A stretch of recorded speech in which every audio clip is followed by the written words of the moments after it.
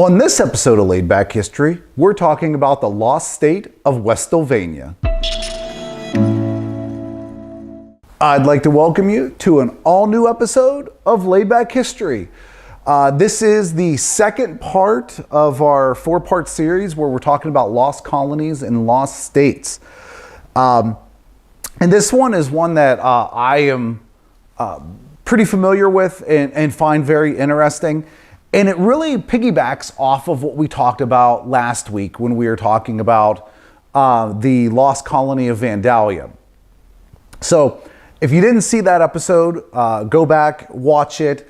It kind of builds into what we're talking about today because we're going to be talking about Westlevania, which is another attempt at forming a colony or a state out in western Pennsylvania, kind of breaking off from the rest of the state.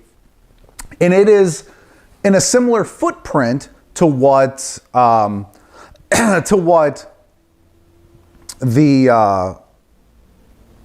Vandalia would have been. It's very similar to that. And it's kind of born out of Vandalia in some ways and it's partially responsible for Vandalia never forming. If you looked at last week's episode, I talked about how, pressure from settlers out in the West, specifically Western Pennsylvania, made it hard for Vandalia to actually move forward. Well, part of that was because of a movement for Westlevania. But to kind of understand Westlevania, we've got to go back a little bit. Last week I talked about the Mason-Dixon Line. It is a major cause for issues between Pennsylvania and Virginia. There's a lot of disputes over the border. Well, they surveyed so far out, and then in 1767 they stopped. And it stopped short of what today is the western border of Pennsylvania. And it was at that time also considered to be the western border of Pennsylvania, at least if you were from Pennsylvania. If you were from Virginia, they used that where it stopped short to claim up into western Pennsylvania, and you had the West Augusta district, which they had 3 counties that they formed there. And even formed a courthouse out on Franklin Farms Road here in Washington. There was the West Augusta courthouse. This dispute over whether southwestern Pennsylvania, what is currently southwestern Pennsylvania, was Pennsylvania or Virginia, led to a lot of fighting. You have, early, almost like an early Civil War, because Virginia was giving land grants for land out here, and Pennsylvania was giving land grants for land out here. And they were overlapping. So you come out with this official document from Virginia, and this is your land. But this guy comes out with an official document from Pennsylvania, and it's similar land. It's the same land. It's overlapping. Who has rights to it? And so this was causing a lot of conflict and a lot of fighting. And you actually have bloodshed that occurs because of these disputes. Well, Vandalia hoped to solve some of that, but it didn't altogether because the settlers from Virginia, they didn't want to live in a new colony initially. They wanted to be in Virginia. That's where their land grant came from. They were Virginians. And so it was their petitioning and their fighting that kept Vandalia from forming in a lot of ways. Well, now you bounce forward to 1776, and you have West Augusta, you have Westmoreland in Pennsylvania, and there's disputes over the land. Well, in 1776, the people kind of got together and they thought, well, we don't want to be part of Vandalia, but what if we got together and formed our own colony, our own state? And this was kind of born out of the American Revolution, this idea of separating from this controlling party, and they thought, why don't we form our own state? So in 1776, they petitioned the Continental Congress to form the 14th colony. And so in their petition, it said that the said country be constituted, declared, and acknowledged separate, distinct, and independent province and government by the title and under the name of the Province and Government of Westlevania, be empowered and enabled to form such laws and regulations and such a system of polity and government as is best adapted and most agreeable to the peculiar necessities, local circumstances, and situation thereof, and its inhabitants invested with every other power, right, privilege, and immunity, vested or to be vested in the other American colonies, be considered as a sister colony in the 14th province of the American Confederacy. Now, they made this petition, but it kind of fell on deaf ears. The Continental Congress has other things, going on. They're more worried about the American Revolution and this war going on than they are about the people of Western Pennsylvania. And really, what it did is it kind of set a tone out here, because one of the arguments that the people here had is that the governments in Pennsylvania and Virginia, which were in the East, didn't understand what it was like living out here. So how can they govern the people out here if they don't even understand what's going on? So they're fighting over it.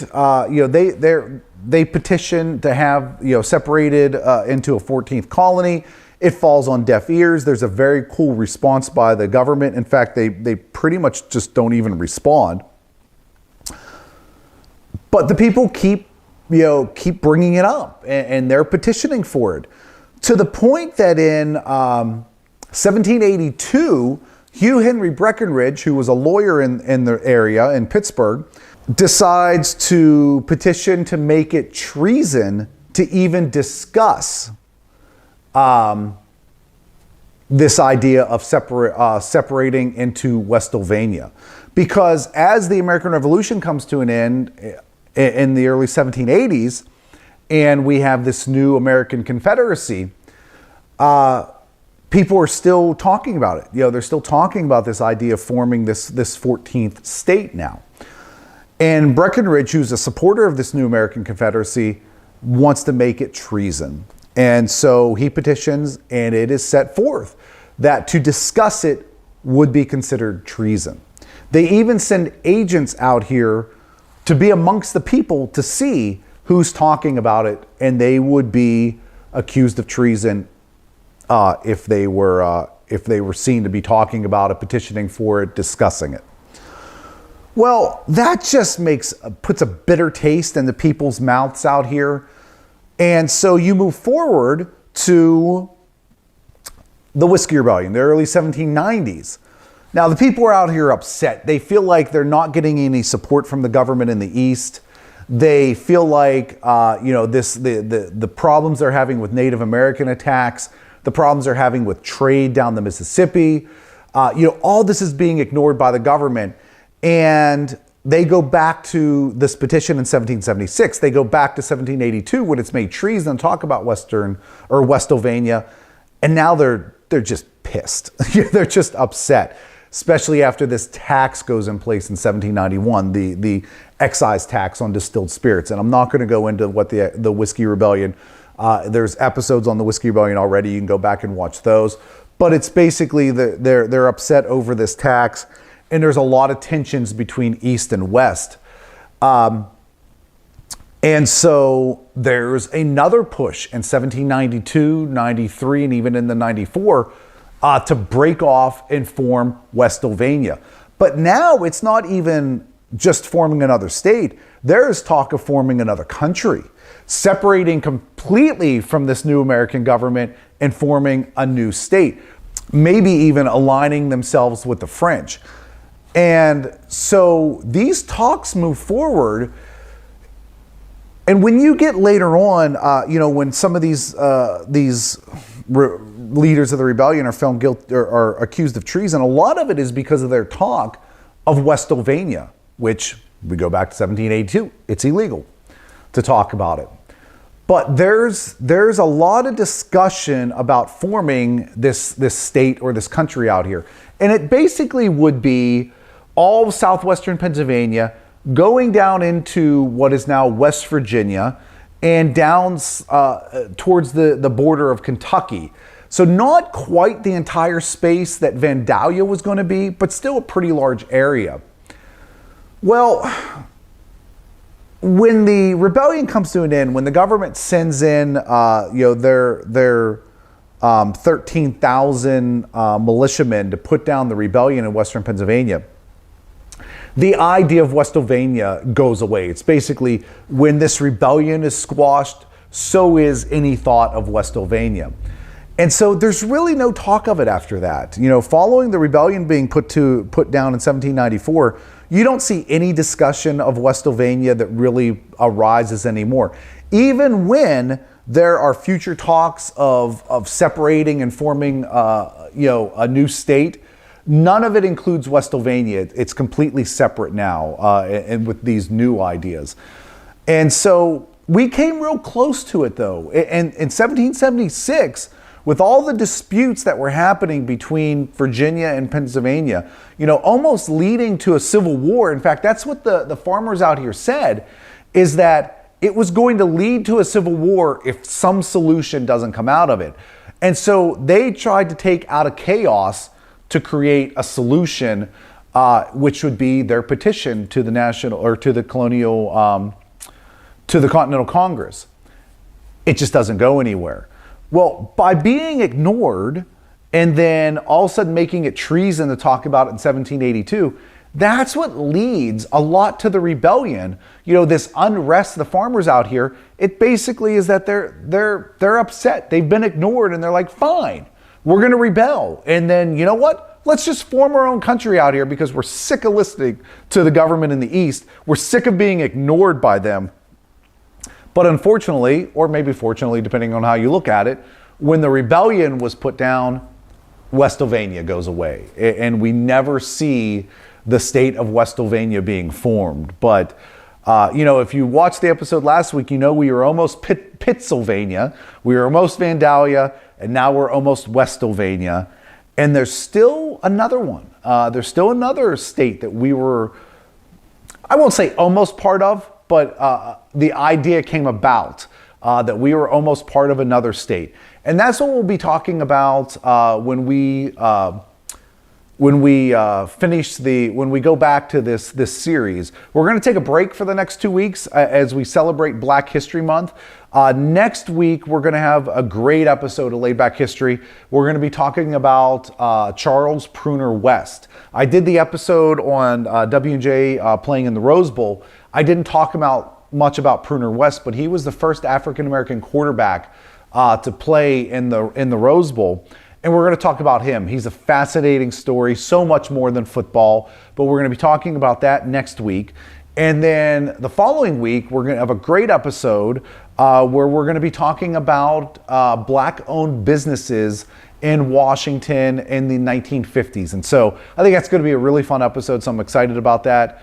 So the first week of March, we'll get back to our four-part series, and we're going to be talking about a potential state. Then we'll end up with a conflict that occurred that even got a name, even got a very interesting name where it was called a war. So I don't want to give it away yet, so I'm not going to say what it is, but we're going to get back to that. So 2 weeks hiatus from this topic so we can celebrate Black History Month.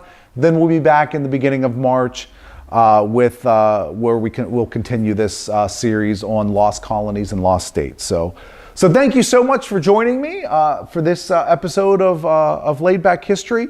Thank you again for the continued support, and I will see you next week for an all-new episode of Laid Back History.